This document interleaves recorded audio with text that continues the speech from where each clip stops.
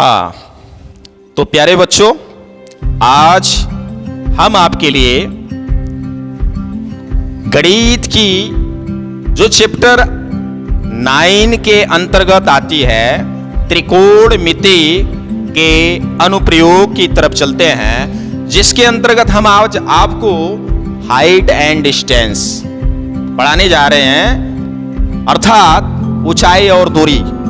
तो इस ऊंचाई और दूरी वाले चैप्टर में इसको पढ़ने के लिए सबसे पहले इनमें हम आप लोगों को दो कोणों को संज्ञान में लाते हैं, अर्थात दो कोणों को आपको बताते हैं। उन दो कोणों को अगर आप समझ लेते हैं, उसको डेफिनेशन को समझ लीजिए, पढ़ लीजिए, उसके आधार पे ही इसमें सारे जितने भी हैं टॉपिक, हाइट एंड डिस्टेंस नाम ही इसका है, क्योंकि आपको पता है इसके अंतर्गत हाइट एंड डिस्टेंस अगर इंडिकेट करना है तो इसमें आपको ध्यान देते हैं कि जब हाइट की बात करते हैं तो ये देखिए, ये जो आप त्रिकोणमिति के अंतर्गत जो आप डायग्राम पढ़ते हैं वो समकोण त्रिभुज पढ़ते हैं, जिसमें उसकी जो लंबवत ऊंचाई होती है वो हाइट के अंतर्गत आ जाती है, और डिस्टेंस के अंतर्गत ये उसके आधार से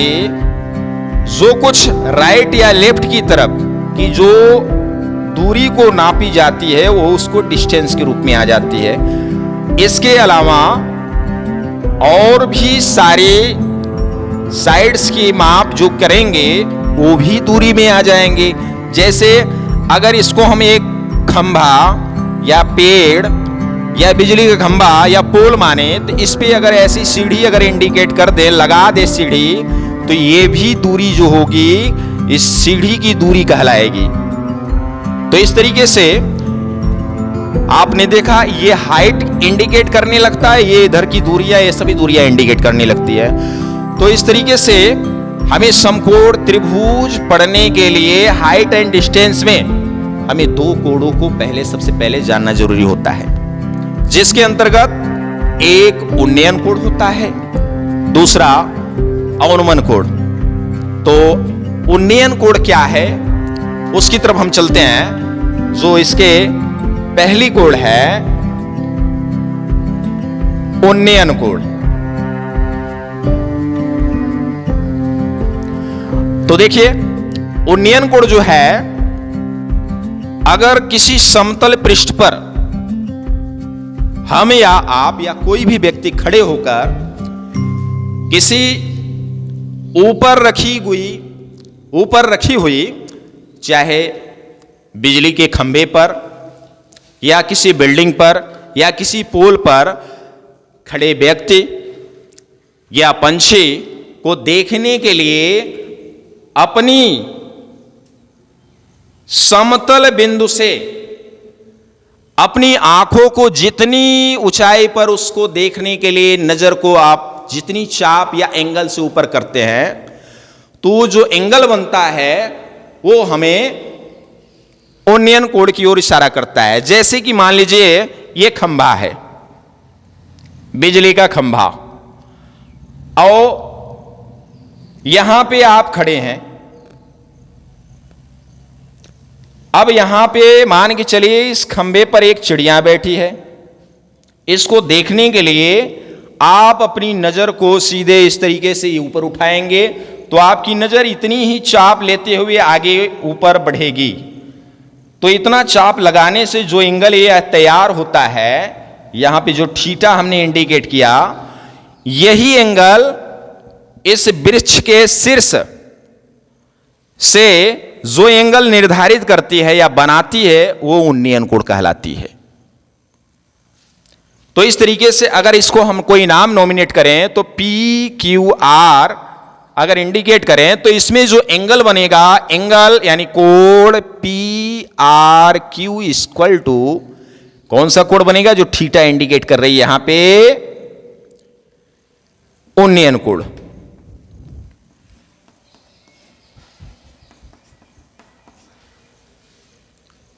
ये हो गई आपकी उन्नयन कोण। अब हम चलते हैं अवनमन कोण की तरफ।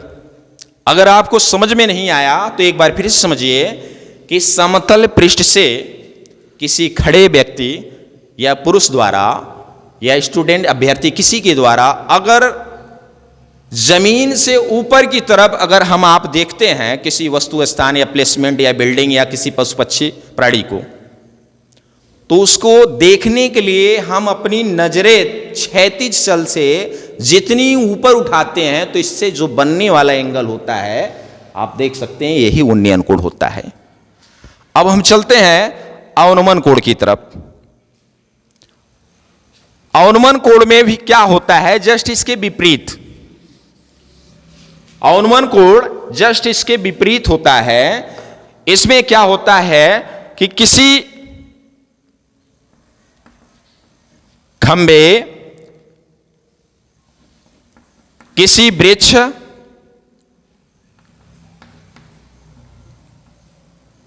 पर खड़े व्यक्ति द्वारा या बैठे हुए व्यक्ति द्वारा, ये मान के चलिए ये बिजली का खंबा है, यहां पे बिजली का कोई कर्मचारी यहां पे चढ़ा है और वहां से मान के चलिए जमीन के तल पर किसी बिंदु पर मान के चलिए यहां पे उसका कोई एक सहकर्मी है खड़ा है। यहां से वहां ऊपर खड़े व्यक्ति को देखने के लिए वह अपनी क्षैतिज तल से इस सहकर्मी को देखने के लिए अपनी नजर को जितनी कर्वेचर चाप में वो नीचे निगाह करता है तो इससे बनने वाला जो एंगल होता है वो क्या कहलाता है, अवनमन कोण। ये हो गई अवनमन कोण। तो आपको एक चीज ध्यान देनी है, ये अवनमन कोण इधर राइट या लेफ्ट दोनों तरफ आप बना सकते हैं। इसके लिए लेकिन एक संज्ञान या संकेत आपको देना पड़ता है। इसके लिए आपको ये क्षैतिज तल इसको इंडिकेट करना है आपकी दृष्टि की, और इसी के थ्रू जो बनने वाला एंगल थीटा होता है, ये थीटा जब आप प्रश्नों को हल करेंगे क्वेश्चन को तो वो एकांतर होते हुए यहां पे बनने लगेगा। क्योंकि आपको पता होना चाहिए कि जो जब दो समांतर रेखाएं खींची गई हो और उसको कोई एक तिर्यक रेखा इस तरह काटे तो उससे अंतः और बाह्य एकांतर दोनों बनता है। खैर आप केवल एकांतर समझिए कि उसके एक ही कोने पर एक दूसरे के अंतर में एक कोने पर बनने वाले जो एंगल होते हैं, ये वाला 1 नंबर, ये वाला 2 नंबर, ये दोनों एकांतर कहलाते हैं। तो वैसे ये भी है, इन दोनों को अगर समांतर मानते हैं पैरेलल तो ये इसके एकांतर बनेगा। तो इसका जो आपस में कोण होता है सेम होता है। तो यहां वाला कोण हम यहां रख करके ये हाइट एंड डिस्टेंस की क्वेश्चन को हल करेंगे। तो चलिए अब हम उन्नयन कोण और अवनमन कोण तो जान गए हैं। अब इससे जो भी प्रश्न बनते हैं इसकी तरफ चलते हैं और इस प्रश्न को बड़े ध्यान से समझिए और उसको अवनमन कोण है कि उन्नयन कोण है उस पे आप क्वेश्चन को हल करने की कोशिश करेंगे। इससे पहले एक छोटी सी और जानकारी लीजिए कि जब इनके एंगल को हम हल करेंगे इस डायग्राम पे रखकर, अवनमन या उन्नयन पे रख करके जब हल करेंगे तो इसमें कोई दो मान दिए रहेंगे और कोई तीसरी वैल्यू ही पूछेगी आपसे, जैसे कि उसका एंगल दे देगा 45 डिग्री मान लीजिए, और अगर ये खंभा आप मान रहे हैं तो इसकी ऊंचाई दे दी, तो इस खंबे से ये पॉइंट की दूरी क्या होगी। मान लीजिए इस खंबे पे ये सीढ़ी लगी है तो इस पॉइंट यानी इस सीढ़ी के आधार और खंबे के आधार के बीच की दूरी क्या होगी। तो इसको ध्यान से देखकर आप समझ सकते हैं कि हमारा ये जो हाइट दिया है खंबे की, कुछ मान लीजिए 5 दे दिया, 7 दे दिया, कुछ भी, और अगर इसकी खंबे की पाद यानी आधार और इस सीढ़ी की आधार के बीच की दूरी जो है तुम्हें निकालनी है, तो इसको आप नाम कुछ भी दे दीजिए A B C, तो इनमें आप देख सकते हैं कि ये लंब है और ये आधार है। लंब और आधार के बीच का जो रेशियो बनता है आपको बताया गया है, को जो सूत्र आपको बताई गई है रेशियो वाली, अनुपात वाली, जिसको आपको समझाया गया था 6 रेशियो का सूत्र संबंध त्रिकोणमिति के अंतर्गत। तो लंब और आधार किसके ऊपर या किस रेशियो से संबंध रखता है? 10, पता है? तो 10 के ऊपर यह संबंध रखता है। आप लोग बोल सकते हैं 10 के ऊपर आपका यह संबंध बनता है। तो आपको इसको हल करने से पहले हम थोड़ा सा कुछ क्राइटेरिया इसको बताते हैं कि जैसे आपको बताया गया, यहां आपने नाम क्या दिया, ये खंबा है, तो यहां लिखिए खंबे की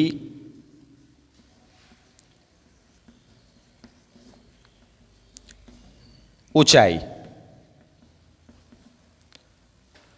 बराबर 5 सेमी या मीटर, कुछ भी आप देख सकते हैं। इसके अलावा आपको क्या दिया है, ये एंगल दे दिया है थीटा, कोण 45 डिग्री दे दिया है। और आपसे क्या पूछ रहा है, बी और सी के बीच की दूरी अर्थात बीसी, बीसी बराबर क्वेश्चन मार्क ये पूछ रहा है। तो हम अब इसको जब हल करने की तरफ चलते हैं तो सबसे पहले ये जो बेस तैयार किए हैं इसमें हम त्रिभुज लिखते हैं कि समकोण त्रिभुज ABC, या कुछ भी अदर नाम दे सकते हैं, PQR में इंडिकेट करके आप सीधे स्टार्ट करेंगे। आपको पता है यहां रेशियो 10 लगा रहा था, लंब और आधार 10 के अंतर्गत अगर आ रही थी तो लिखिए tan थीटा बराबर लंब बटा आधार, चाहे आप इसके हिंदी नाम से लिख दीजिए और चाहे इसके इनके संकेत वाले नाम से लिख दीजिए AB बटा BC। अब इसी पे सारे वैल्यू जो आपने अभी लिखा है ये इस पे रखिए और इसको हल करके बता दीजिए, आपकी BC की वैल्यू आपको प्राप्त हो जाएगी। तो tan थीटा, थीटा यहां कितने इंडिकेट करता है, 45, tan 45।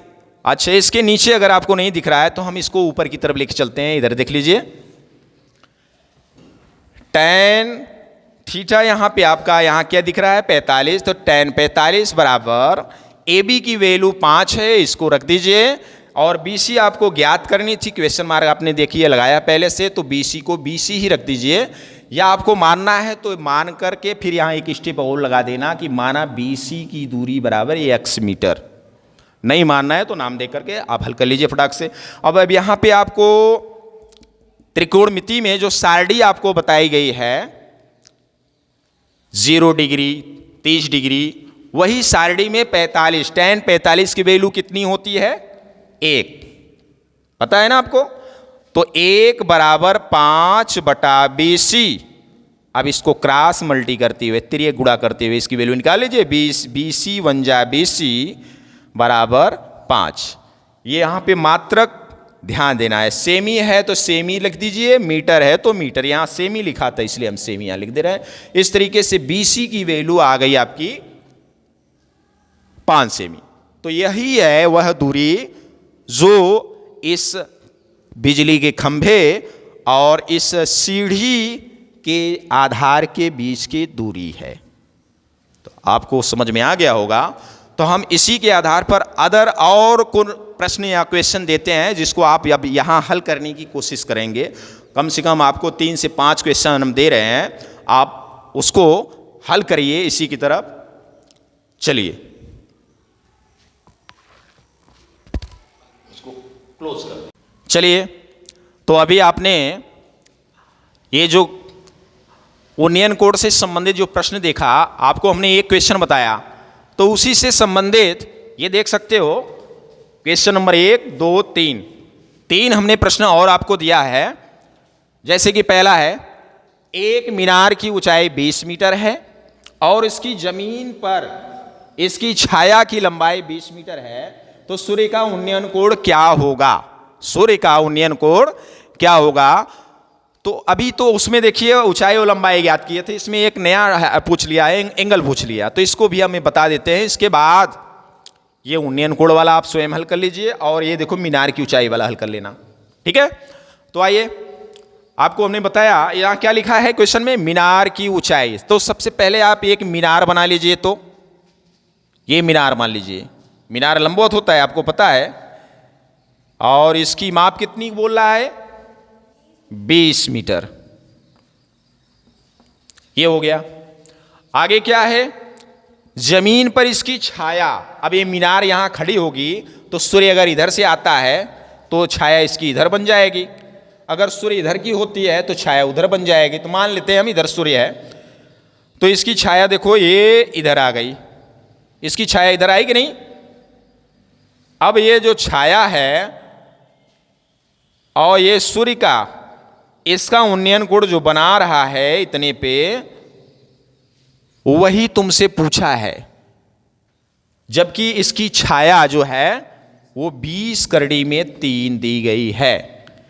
तो आपको ये जो यहां का एंगल बनता है सूर्य का उन्नयन कोण ही यहां पूछा है, तो नहीं मालूम है, इस वजह से इसको हम मान लेते हैं थीटा, ठीक है। तो अभी हमने बताया इसको हल करने का तरीका। सबसे पहले जितनी भी वैल्यू आपको दी गई रहे उसको आप पहले अपनी कॉपी पे इंडिकेट करिए। जैसे कि क्या है? मीनार की ऊंचाई, मीनार की ऊंचाई बराबर 20 मीटर। आगे क्या है? और उसकी छाया, उसकी छाया 20 करड़ी में 3, 20 करड़ी में 3। आपसे पूछा क्या है? सूर्य का उन्नयन कोण यानी थीटा बराबर क्वेश्चन मार्क, ये आपसे क्वेश्चन किया है। अब इसके बाद आपको हम यहां से बताते हैं, तो लिखिए क्या है? इस त्रिभुज को जो बनाए हैं, क्योंकि बिना त्रिभुज बनाए आपको स्वयं नहीं समझ में आएगा, तो इसलिए सबसे पहले आपको अपने दाहिने पेज पे, माने उस कॉपी के दाहिने तरफ आपको एक त्रिभुज बना लेना है। मान लीजिए इसका नाम हम PQR दे देते हैं। तो आइए, इसका नाम PQR है, तो इसको लिखते हैं समकोण त्रिभुज। समकोण त्रिभुज PQR में क्या आपको पता है कि हमारा थीटा ज्ञात करना है, संबंध हमारा लंब और आधार के साथ है। तो रेशियो कौन सा काम करती है इस पे फॉलो? लंब आधार या लंब बटे आधार या आधार बटे लंब, किस रेशियो की तरफ इशारा करता है? tan की। तो यहां भी tan लगा लेंगे, tan थीटा बराबर लंब बटे आधार यानी PQ बटा QR। अब यहां tan थीटा, थीटा कितनी है? नहीं है, तो थीटा अपनी जगह ही रख दीजिए, कोई दिक्कत नहीं है, रहता तो रखते। PQ की वैल्यू कितनी है? 20 है, 20 रख दीजिए। और QR की वैल्यू कितनी है? 20 करड़ी में 3, 20 करड़ी में 3 रख दीजिए। यहां पे आप देख सकते हैं आगे बढ़ाते हुए tan थीटा बराबर 20 से 20 यहां कैंसिल दिखा देते हैं, तो बचता क्या है? 1/3, 1/√, में यानी करड़ी में 3। अब आपको यह ध्यान देना है कि tan थीटा के बराबर इतना है, तो अब tan में किस डिग्री की वैल्यू √1/3 होती है? 30 की। तो आप लिखिए उधर साइड भी tan ही बनाना है, क्योंकि tan बनेगा तभी थीटा आएगा। थीटा बराबर tan 30। अब यहां tan से tan काट देंगे और आपकी थीटा बराबर 30 डिग्री निकल जाएगी। ये आपके पहले क्वेश्चन की यही आंसर है। इस तरीके से आप लिख सकते हैं नीचे कि अतः सूर्य का उन्नयन कोण थीटा बराबर 30 डिग्री है। तो अभी आपको हमने 2 प्रश्न बताया। अभी इससे पहले वाला जो प्रश्न हमने बताया था उसमें आपसे बिजली के खंभे की आधार पूछी थी, तो इसमें भी देख सकते हैं आधार और ऊंचाई पूछ रहा है। तो आपका ये 3रा नंबर क्वेश्चन उसी तरह है। इसमें भी आप देख सकते हैं लिखा है जिस समय सूर्य का उन्नयन कोण 30 डिग्री था, स्तंभ क्या कहते हैं? पिलर, खंभा, किसी को भी कह लीजिए, उसकी परछाई 20 मीटर है, नापी गई थी। मकान था, मीनार की ऊंचाई ज्ञात करनी है। मकान अथवा मीनार की ऊंचाई ज्ञात करनी है। इसको तथा की जगह अथवा लिख दीजिए।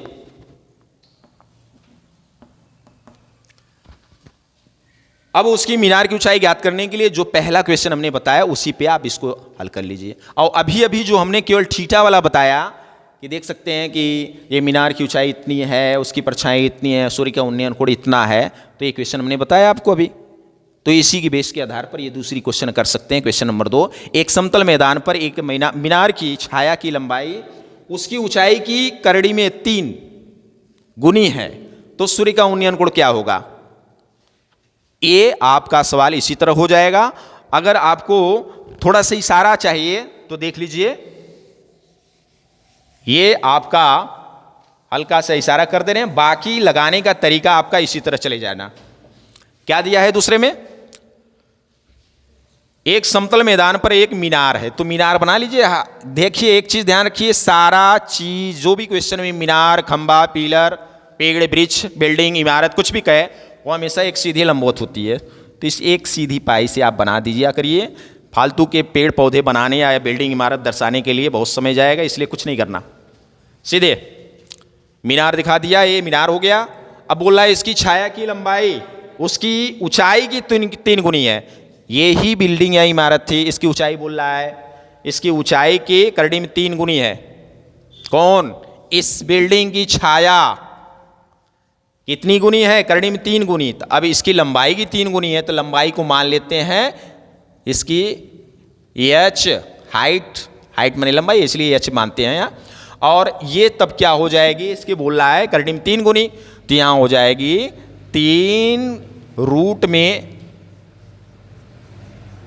3h, रूट में 3 थी ना, हाँ रूट में 3h ये हो जाएगी। अब इस तरीके से इसको मिलान करके आप इसको क्या पूछा है, इसमें उन्नयन कोण निकाल लेना। यहां थीटा दिखा दीजिए, h से s काट देना, 1/√3 आ जाएगी, इसकी वैल्यू निकल जाएगी। तो इस तरीके से आपका उन्नयन कोण के जितने भी क्वेश्चन बनेंगे छोटे वाले, ये क्वेश्चन आपको 1 से 2 नंबर वाले में क्वेश्चन में बनेंगे, वो इस तरीके से हल होंगे। तो यहीं पे हम इस वीडियो को समापन करते हैं, ठीक है। चलिए तो चलिए, अब तो उन्नयन कोण आपने अभी देख लिया। उन्नयन कोण के 2 प्रश्न हमने आपको बताए हैं और उसके आधार पर हमने 2-3 क्वेश्चन आपको दिया भी। अब एक सवाल हम बता दे रहे हैं आपको अनुमान कोण की तरफ से। प्रश्न क्या है आप देख सकते हैं, मैदान में खड़ी एक कार है। चलिए मान लीजिए मैदान है, एक कार यहां हम खड़ा कर देते हैं और उस कार का 75 मीटर ऊंची मीनार से, अब यहीं इधर साइड चाहे इधर कहीं पे एक मीनार बना लीजिए, वो उसकी ऊंचाई दिखा दीजिए 75 मीटर, 75 मीटर। इसको ऐसे इंडिकेट कर दिया करेंगे, मात्रक लिख दिया करेंगे। और इस मीनार से इसका जो अनुमान कोण है ये 30 डिग्री का बन रहा है। अनुमान कोण हमने आपको अभी डिफिनेशन बताते हुए बताया कि अनुमान कोण हमेशा ऊपर से, जब आप अपनी दृष्टि नीचे करते हैं, मतलब ऊपर से नीचे देखते हैं तो बनता है। तो इस तरीके से इस 75 मीटर ऊंची मीनार से इसका अनुमान कोण जो है वो बन रहा है कितने का? 30 डिग्री का। तो आप अपनी निगाह को ऐसे झुकाएंगे और 30 डिग्री आपको झुकाएंगे तो ये आपका ये देख सकते हैं, ये कार जो खड़ी है ये बन के आपकी तैयार होगी। अब इसी इमारत या मीनार के आधार से, इस मीनार के आधार से इस कार के बीच की दूरी आपसे पूछ रहा है, ये टॉपिक। तो इस टॉपिक को आप चाहे मान के हल कर सकते हैं, चाहे इसके नाम दे दीजिए ABC, और ये कार यहां है, ये आपके मीनार की आधार है, इसके बीच की दूरी आपको ज्ञात करनी है। इसमें जो एंगल दिया था आपको अनुमान कोण 30 था, हमने आपको बताया अनुमान कोण जो भी देता है उसको आप एकांतर कोण दिखाते हुए ये इस बेस पे ले आके रखेंगे, यानी समकोण त्रिभुज में दर्शा देंगे, जिससे कि क्योंकि ये इधर से कोई त्रिभुज तो तैयार नहीं होता है कि ट्रिग्नोमेट्री आपको पता है पूरा पूरा आपको समकोण त्रिभुज भी आधारित है समकोण त्रिभुज पर। तो ये हमारा ये त्रिभुज तैयार होता है क्या, ABC। तो आइए सबसे पहले इसमें जो जो चीजें हमने आपको बताया वो इंडिकेट कर देते हैं। क्या, मीनार की ऊंचाई, मीनार की ऊंचाई बराबर 75 मीटर और अवनमन कोण, अवनमन कोण बराबर 30 डिग्री। आपसे प्रश्न क्या किया है, मीनार के आधार से कार की दूरी, मीनार के आधार से कार की दूरी बराबर क्वेश्चन मार्क लगा दीजिए, ये आपसे पूछा है। तो देखते हैं अब आगे की प्रक्रिया। हमने आपको बताई है कि अवनमन कोण होने पर ये जो अवनमन कोण जो ऊपर दिखता है इसका भी नाम यहां दे दीजिए तो और आपको इंडिकेट कर दिया जाए। ABC यहां डी दे दीजिए। तो ये जो DAC है, कोण DAC बराबर कोण ACB, कोण ACB क्यों 30 के बराबर है, क्यों, कैसे, एकांतर कोण से, एकांतर कोण से। अभी हमने आपको बताया कि जब दो समांतर रेखाओं को कोई एक तिर्यक रेखा काटती है तो उससे बनने वाला कोण एकांतर कोण होता है और एकांतर कोण आपस में बराबर होती है। तो ये कोण जो थी अब यहाँ आ गई। तो आप देख लीजिए इस तरीके से आपका त्रिभुज तैयार होता है ABC। अब समकोण त्रिभुज लिख लीजिए, समकोण त्रिभुज ABC में ध्यान से देखते रहिए और अध्ययन भी करते रहिए। ABC में क्या है, tan 30 माने tan थीटा बराबर tan थीटा, अब थीटा को डायरेक्ट यहां रख देते हैं, tan 30 बराबर आपको देख सकते हैं यहां पे लंबडा आधार, यही बेस इसी पे आधारित है ना, माने ये पूछा है तो इसके साथ संबंध इसी का बनेगा, तो रेशियो tan ही बनेगा, tan इसलिए रखा गया यहाँ पे।